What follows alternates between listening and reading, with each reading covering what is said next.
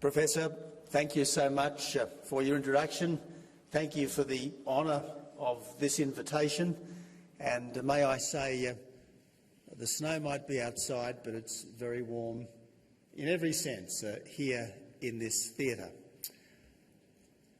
For more than 40 years, this World Economic Forum here at Davos has been an important contributor to global progress.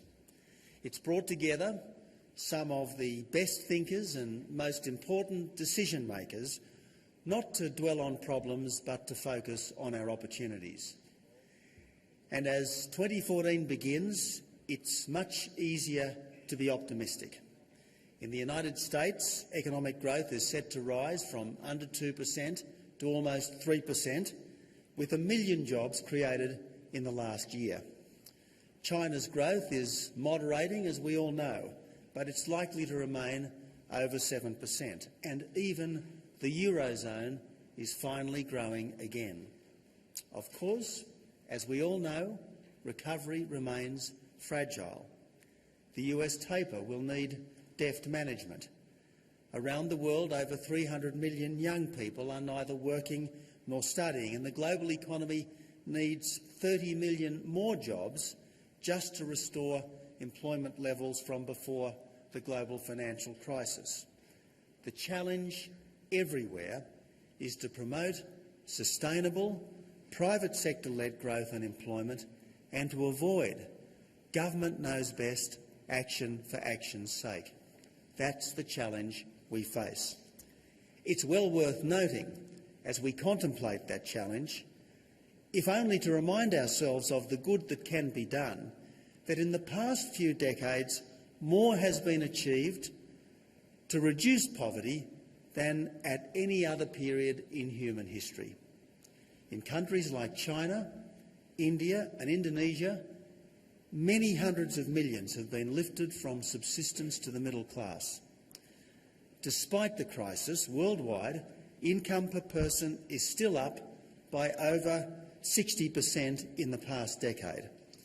The global middle class is growing from 1.8 billion now to over 3 billion in 10 years' time. This progress is partly due to better science and technology. It's partly due to the inherent human aspiration to do better. Mostly, though, it's been driven by the intellectual and philosophical conviction that freer trade and smaller government will strengthen prosperity, and the instinct that empowered citizens can do more for themselves than government will ever do for them. Essentially, what's happened over the past few decades is that officialdom has begun to grasp that human freedom is less a threat than an opportunity. And as soon as people have economic freedom, they create markets. That's what they do. Markets are the proven answer to the problem of scarcity. They rest, as Roger Scruton has just observed, upon the kind of moral order that arises from below as people take responsibility for their lives, learn to honour their agreements and live in justice and charity with their neighbours. Now, even though the crisis was the gravest economic challenge the world has faced since the 1930s, it's important to remember that it was not a crisis of markets, but one of governance. Then it was the G20 which helped to coordinate the actions which prevented another Great Depression. The challenge as we continue to work through the weaknesses that brought on the crisis is to strengthen governance without suppressing the vitality of capitalism. The crisis, after all, has not changed any of the basic laws of economics. The lesson of recent history, whether it's the collapse of Soviet-style communism, the phenomenal growth of Asian economies, or even the slow and painful recovery from the crisis of 2008 and 2009, is that real progress is always built on clear fundamentals. You can't spend what you haven't got.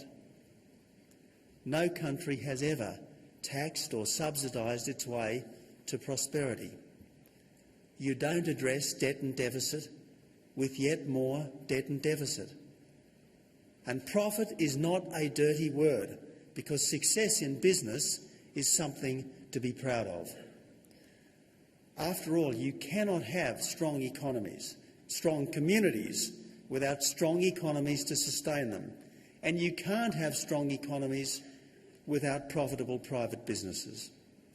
Above all else, as we move forward into Australia's G20 year, policymakers need to understand that every dollar that government spends comes from the people, either through taxes or borrowings, or over the past few years through this process known as quantitative easing, which cannot be indefinitely sustained.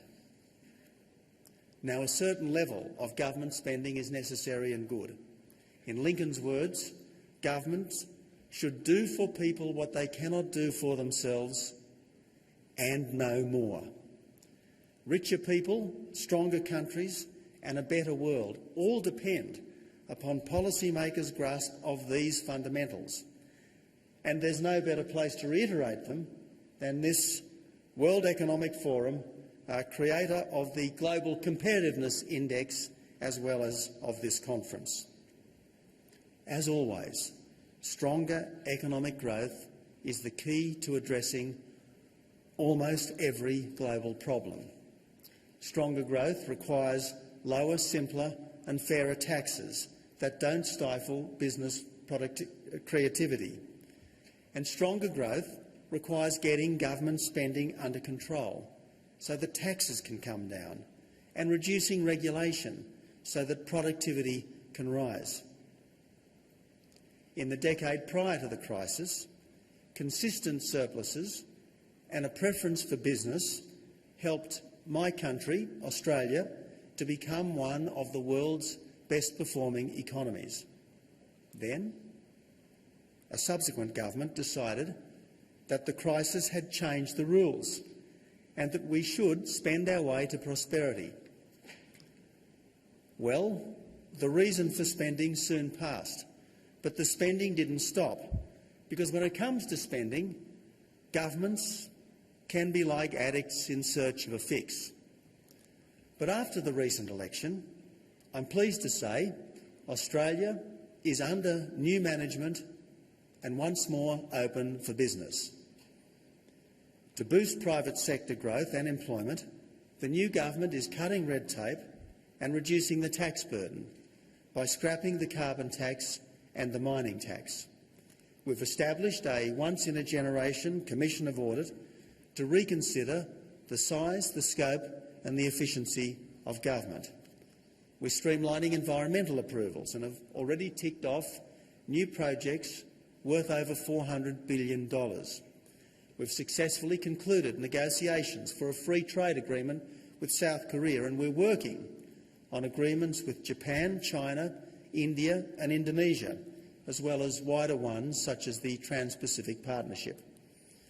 With an ageing population, as so many countries have, we're implementing measures to get more people into work, like a fair income, as we say in Australia, paid parental leave scheme, to give mothers in the workforce their full wage for 6 months.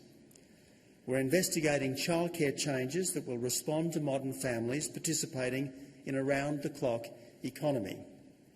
We're determined that fit, working-age people will work, preferably for a wage, but if not, as a condition of receiving unemployment benefits. We'll do more to keep people with temporary health conditions in the workforce rather than on a pension. And we're accelerating the construction of major infrastructure, especially roads, because time spent in traffic jams is time lost from work and family.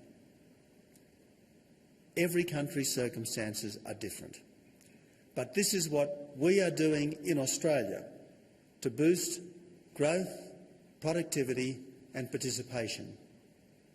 Some countries might find our example instructive, just as we have learnt from others' experiences. But growth is the result of global conditions as well as domestic policies. And this year, Australia is in a unique position to promote global growth as chair of the G20. If the largest economies can individually achieve higher growth and can cooperate to achieve higher global growth, obviously every country benefits. At St Petersburg last year, each G20 country agreed to prepare its own comprehensive growth strategy to feed into a G20-wide action plan. Now, I'm very much looking forward to respectful but robust discussion of each country's national plan. Each of us can learn from canvassing the problems we all face, and even more importantly, the problems that can only be solved by countries working together. This year's Brisbane Summit will focus on just a few key subjects because progress usually comes one step at a time. Australia's aim is a communiqué, just 3 pages long, explaining precisely how good intentions are being put into practice. Like last year, this year's G20 must be more than a talkfest. And as always, trade comes first. People trade with each other because it's in their interest to do so. Every time one person freely trades with another, wealth increases. And just as trade within countries increases wealth, trade between countries increases wealth. That's why we should all be missionaries for freer trade. At the very least, the G20 this year should renew its commitment against protectionism and in favour of freer markets. Each country should renew its resolve to undo any protectionist measures put in place since the crisis. But better still, each country should commit to open up trade through unilateral, bilateral, plurilateral and multilateral actions and through domestic reforms to help businesses engage more fully in global commerce. I want to make this very clear. As a trading nation, Australia will make the most of its G20 presidency to promote free trade. Over time, everyone benefits, because in a global economy, countries end up focusing on what they do best. A more global economy with stronger cross-border investment eventually helps everyone, because it generates more wealth and ultimately creates more jobs. We all know that money's tendency to flow to where taxes are lowest is a powerful incentive for all countries to keep taxes down. One of the side effects of globalisation is more ability to take advantage of different countries' tax regimes, and different national tax arrangements have not always kept up with the rise of services and the pervasiveness of digital technologies. So this year, the G20 will continue to tackle businesses artificially generating profits to chase tax opportunities rather than market ones. The essential principle is that you should normally pay tax in the country where you've earned the revenue.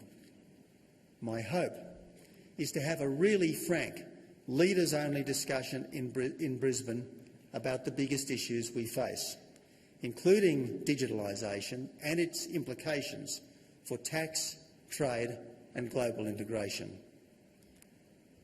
Because taxes need to be fair as well as low in order to preserve the legitimacy of free markets. For the leaders of the countries generating 85% of the world's GDP, merely to agree on the principles needed for taxation to be fair in a globalised economy would be a big step forward. Then, of course, there's the worldwide infrastructure deficit, with the OECD estimating that over $50 trillion in infrastructure investment is needed by 2030. Developing countries need new infrastructure, developed countries need rebuilt infrastructure, and almost every country is struggling to finance the infrastructure it needs. It should be so much easier to get big new road, rail, port and dam infrastructure off the ground, and we can do that through attracting more private capital with sensible pricing policies and better regulatory practices. As an Infrastructure Prime Minister, my hope as G20 host is to bring policymakers, financiers and builders together to identify practical ways of increasing long-term infrastructure financing. But what investors really need is greater confidence that governments won't change the rules after the investment has been made. Now, the G20 assumed its current form in response to the crisis, which was triggered by bad banking practices. So at the heart of the G20's work is building the resilience of the financial sector, helping to prevent and manage the failure of globally important financial institutions, making derivatives markets safer and improving the oversight of the shadow banking sector. Financial regulation is always a work in progress. But these reforms do now need to be finalised in ways that promote confidence without eliminating risk. The challenge for authorities is to keep abreast of developments, not to lag behind them as they did pre-crisis, and at all times to maintain the public's trust. On tax, trade, infrastructure, employment and banking, we owe it to our citizens, on whose behalf we attend international conferences, to maximise the specific outcomes from this year's G20. Finally, governments must always remember that an economy is far more like an organism than a machine. A strong economy is far less likely to be one responding to central control than one spontaneously generating its own growth. After all, government doesn't create wealth. People do when they run profitable businesses. And government's role is to nurture its citizens rather than to promote itself. At the start of Australia's G20 presidency, the government and people of Australia look forward to welcoming national leaders and international opinion formers to our country. I promise you, we will make your trip worthwhile. Australia is determined, as a responsible and committed G20 chair, to promote better global governance. We will strive to build on the good work of Russia's presidency and to lay the foundations for further progress under Turkey in 2015. Better governance, though, is not the same as more government. That is so important that I want to repeat it. Better governance is not the same as more government. Ultimately, the G20 is not about us in government. It is about the people, our masters. Thanks very much.